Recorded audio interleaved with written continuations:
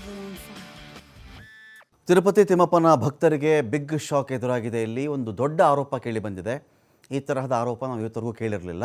ತಿರುಪತಿಯಲ್ಲಿ ಲಡ್ಡು ತಯಾರಿಕೆ ಮಾಡುವುದಕ್ಕೆ ಪ್ರಾಣಿಗಳ ಕೊಬ್ಬನ್ನು ಬಳಸಿದ್ದಾರೆ ಅಂತ ಆರೋಪ ಮಾಡಿರೋದು ಯಾರು?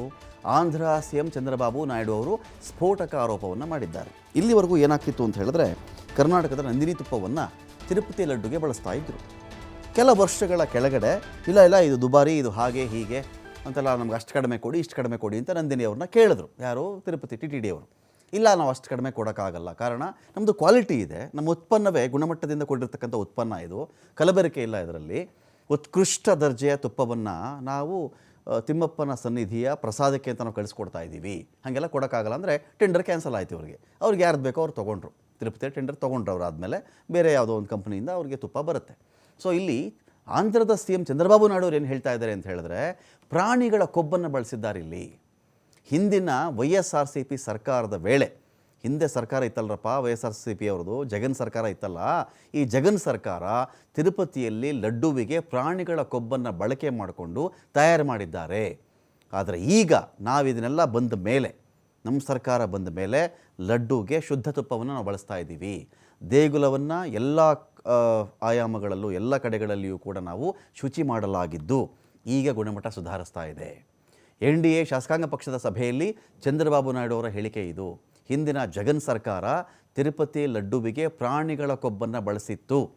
ನಮ್ಮ ಸರ್ಕಾರ ಬರ್ತಾ ಇದ್ದಂತೆ ಎಲ್ಲಕ್ಕೂ ಬ್ರೇಕ್ ಹಾಕಿದ್ದೀವಿ, ಪರಿಶುದ್ಧ ತುಪ್ಪವನ್ನು ಬಳಸಿ ನಾವು ಲಡ್ಡು ತಯಾರಿಸ್ತಾ ಇದ್ದೀವಿ ಇಲ್ಲಿ, ಜೊತೆಗೆ ದೇವಾಲಯದ ಶುದ್ಧೀಕರಣ ಕೂಡ ಮಾಡಿದ್ದೀವಿ ಅಂತ ಹೇಳಿ ಚಂದ್ರಬಾಬು ನಾಯ್ಡು ಅವರು మాట్లాడిದ್ದಾರೆ. తిరుమల లడ్డు కూడా నాసి రకం. నాకైతే ఆశ్చర్యం వేస్తుంది.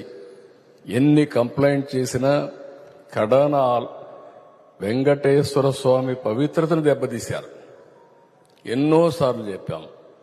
అక్కడ ఎంత దుర్మార్గంగా ప్రయత్నం చేశారంటే అంత దుర్మార్గంగా ప్రవర్తించారు. కడాన అన్న దానంలో క్వాలిటీ ఆఫ్ ఫుడ్ లేకుండా చేశారు. దేవుని దగ్గర పెట్టే ప్రసాదం అపవిత్రం చేసే విధంగా ఓసారి బాధేస్తుంది.